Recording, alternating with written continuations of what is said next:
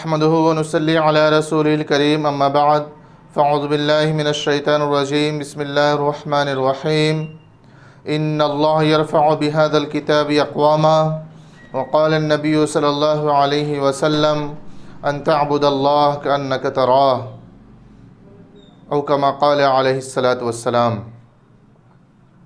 السلام علیکم ناظرین، آج میں آپ کے سامنے قرآن مجید ایک انقلابی کتاب ہے کے عنوان سے چند باتیں عرض کروں گا۔ اللہ تبارک و تعالیٰ نے انسانیت کی ہدایت اور رہنمائی کے لیے رسول اللہ صلی اللہ علیہ وسلم کی زندگی اور قرآن کریم کو ہمیشہ تک کے لیے رہنما و اصول بتایا ہے کہ جو سیدھی راہ پہ زندگی گزارنا چاہتے ہیں، کہ اللہ تعالیٰ کی ہدایت کے مطابق اپنی زندگی کو ڈھالنا چاہتے ہیں، تو وہ قرآن مجید کو پڑھیں۔ اس میں اللہ تعالیٰ کے احکامات ہیں۔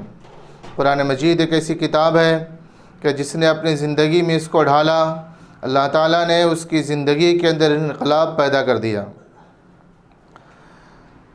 اللہ کے رسول صلی اللہ علیہ وسلم نے ہمیں یہ کتاب دی ہے، آپ کے ذریعے سے ہم کو ملی ہے۔ آپ صلی اللہ علیہ وسلم کے اخلاق ایسے ہیں کہ جس کے بارے میں فرمایا کہ تخلقوا باخلاق اللہ، کہ قرآن کریم پڑھ کر دیدار الہی کرو، اللہ کا دیدار کرو۔ جو قرآن کریم پڑھتا ہے گویا اللہ سے باتیں کرتا رہتا ہے۔ علامہ اقبال نے کہا ہے کہ بھی اے حقیقت منتظر نظرا لباس مجاز میں، کبھی اے حقیقت منتظر نظرا لباس مجاز میں، کہ ہزاروں سجدے تڑپ رہے ہیں میری جبین نیاز میں۔ اور رسول اللہ صلی اللہ علیہ وسلم سے جب پوچھا گیا کہ احسان کیا ہے، آپ صلی اللہ علیہ وسلم نے فرمایا ان تعبد اللہ کأنک تراہ فإن لم تکن تراہ فإنہ یراک، کہ تم اللہ کی عبادت ایسے کرو جیسے کہ تم گویا اللہ کو دیکھ رہے ہو۔ اگر تمہاری ایمانی کیفیت ایسی نہیں ہے، اگر تم ایسا نہیں کر سکتے، تو کم سے کم یہ سمجھو کہ اللہ تعالیٰ تمہیں دیکھ رہا ہے۔ آج اس دنیا کے اندر کسی بھی فیکٹری اور کمپنی میں کام کرنے والے حضرات جب کیمرے کے سامنے ہوتے ہیں تو کسی ایمانداری کے ساتھ اپنے کام کو بحسن خوبی انجام دے رہے ہوتے ہیں۔ ان کے سامنے یہ خوف ہوتا ہے کہ اگر میں کچھ بھی غلط کروں گا تو یہ تمام چیزیں اس کیمرے میں ریکارڈ ہو جائیں گی اور پھر ہم سے اس کے بارے میں پوچھا جائے گا۔ اللہ تعالیٰ نے یہ زندگی دی ہے تو اس زندگی کے بارے میں بھی پوچھے گا۔ ہمیں یہ احساس ہو کہ اللہ تعالیٰ ہمیں دیکھ رہا ہے تو ہم ضرور تمام بری باتوں سے رکیں گے۔ اگر ہم اس سے رک جاتے ہیں تو اللہ تعالیٰ نے ہمارے لیے بہت سارے انعامات اور وعدے فرمائے ہیں۔ فرمایا وَلَكُمْ فِيهَا مَا تَشْتَهِي أَنفُسُكُمْ، کہ اللہ تعالیٰ اس کے بدلے میں تمہیں آخرت میں جنت عطا فرمائے گا، اور جنت میں وہ تمام چیزیں ہوں گی جو تمہارا نفس خواہش کرے گا۔ جو تم چاہو گے وہ ملنے والا ہے۔ دنیا میں بادشاہوں کی آرزوئیں اور تمنائیں بھی پوری نہیں ہوتی ہیں، یہ تمام آرزوئیں اور تمنائیں پوری جنت میں ہونے والی ہے، اور یہ اس کو نصیب ہوگا جو شخص اللہ کی فرمان برداری کرے گا۔ اللہ تبارک و تعالیٰ فرماتے ہیں قرآن کریم کے بارے میں کہ ان اللہ یرفع بہذا الکتاب اقواما، کہ اس قرآن کریم کے ذریعے سے اللہ تعالیٰ بہت ساری قوموں کو بلند فرماتے ہیں، اٹھاتے ہیں، پستی سے نکالتے ہیں۔ رسول اللہ صلی اللہ علیہ وسلم کے بارے میں علامہ اقبال نے کہا کہ اتر کر حرا سے سوئے قوم آیا، اتر کر حرا سے سوئے قوم آیا، اور ایک نسخے کیمیا ساتھ لایا۔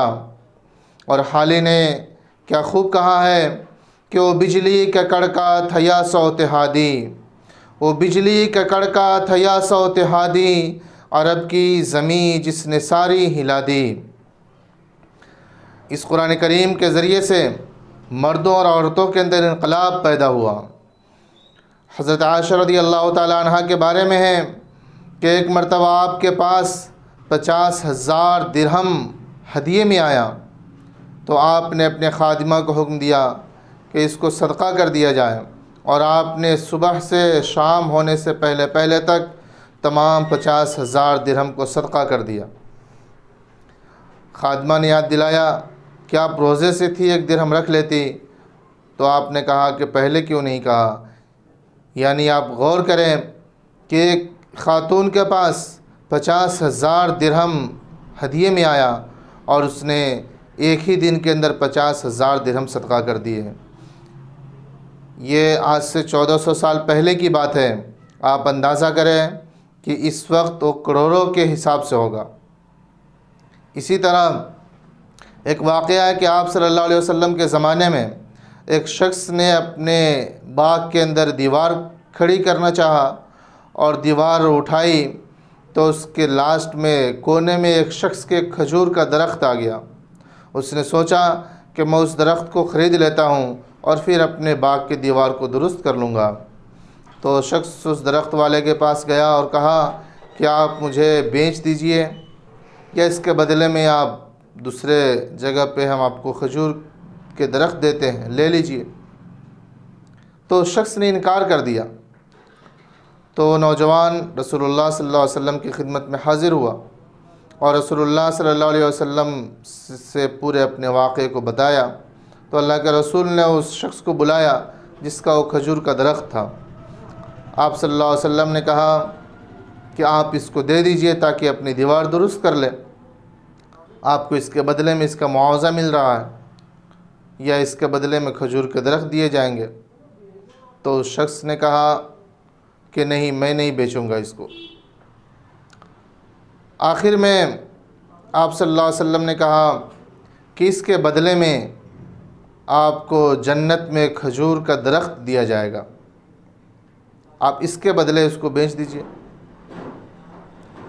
اس شخص نے پہلے دریافت کر لیا تھا اللہ کے رسول سے کہ یہ آپ کا مشورہ ہے یا حکم ہے؟ تو آپ صلی اللہ علیہ وسلم نے فرمایا مشورہ ہے۔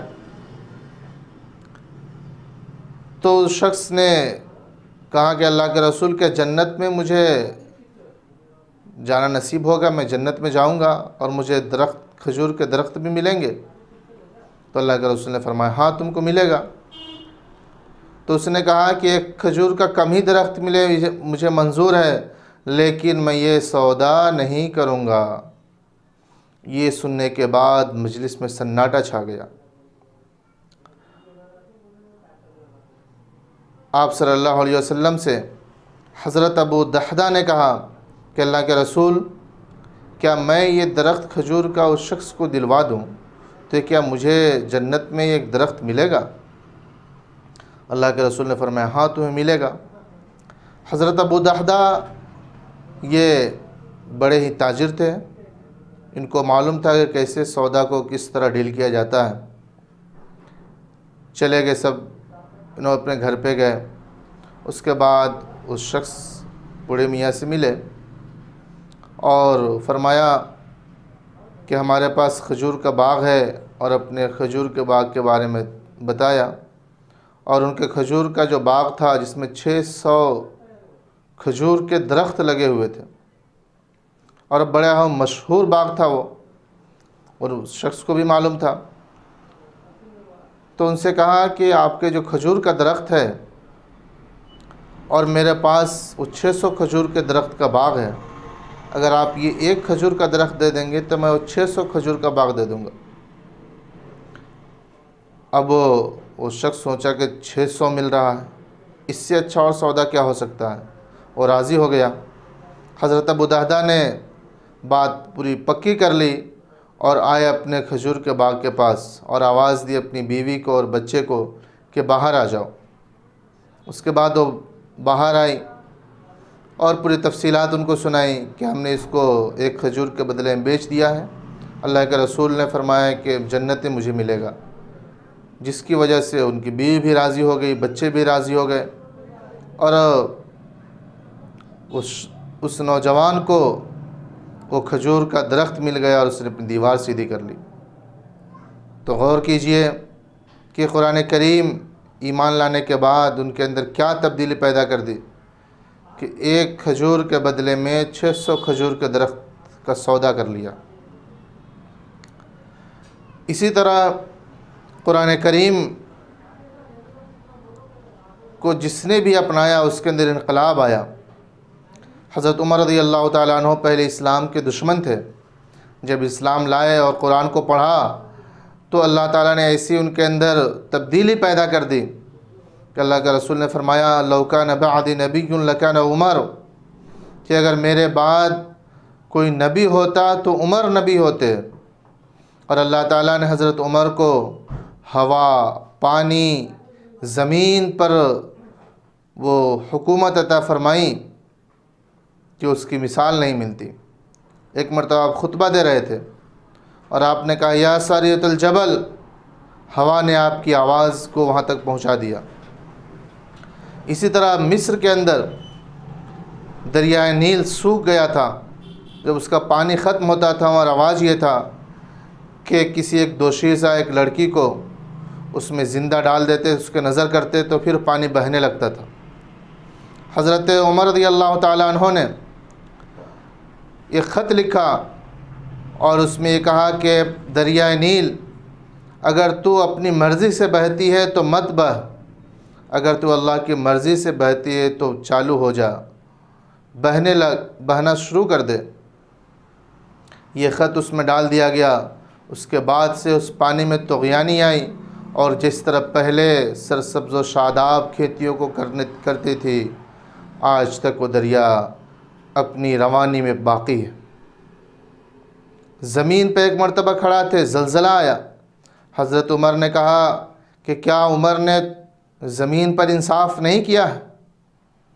اس کا حوالہ دیا اور زمین کے اندر زلزلہ تھم گیا۔ تو یہ حضرت عمر رضی اللہ تعالیٰ عنہ کے اندر انقلاب پیدا ہوا، یہ قرآن کریم کی وجہ سے۔ اور ہر مومن کے اندر انقلاب آتا ہے جب ہم قرآن کو اپنائیں، پڑھیں، اس پہ عمل کریں۔ علامہ اقبال نے کہا کہ ہر لحظہ ہے مومن کی نئی شان، نئی آن، کردار میں گفتار میں اللہ کی برہان، یہ بات کسی کو نہیں معلوم کہ مومن، یہ بات کسی کو نہیں معلوم کہ مومن، قاری نظر آتا ہے حقیقت میں ہے قرآن۔ لہٰذا ہمیں چاہیے کہ قرآن کریم کو اپنائیں۔ جس نے بھی قرآن کو اپنایا اور اس پہ عمل کیا، اللہ تعالیٰ نے ان کی زندگی میں وہ انقلاب برپا کیا کہ آج ان کے حالات سنہرے حروف سے لکھے ہوئے ہیں، اور آج ہم ان کو پڑھتے ہیں اور ان کی زندگی ہمارے لیے سنگ میل ثابت ہو رہے ہیں۔ تو ہمیں چاہیے کہ قرآن کو پڑھے، سمجھے اور اس پر عمل کرے تو یہ ہمارے لیے سود مند ہوگا، ورنہ اگر ہم نے اس کو چھوڑ دیا تو اور ہم پستی میں چلے جائیں گے۔ اس کے بارے میں علامہ اقبال نے کہا ہے وہ معزز تھے زمانے میں مسلمان ہو کر، اور ہم خوار ہوئے تارک قرآن ہو کر۔ آج جو ذلت و پستی ہمارے مقدر بن چکی ہے وہ صرف اس وجہ سے ہے کہ ہم نے قرآن کو پس پشت ڈال دیا ہے، قرآن پہ عمل کرنا چھوڑ دیا ہے۔ اس لیے اللہ تعالیٰ نے ہمیں دنیا میں ذلیل و رسوا کیا، اور ہم روز بروز ذلیل و رسوا ہو رہے ہیں۔ اللہ تعالیٰ ہم سب کو قرآن پڑھنے اور اس پر عمل کرنے کی توفیق عطا فرمائے۔ آمین۔ وآخر دعوانا الحمد للہ رب العالمین۔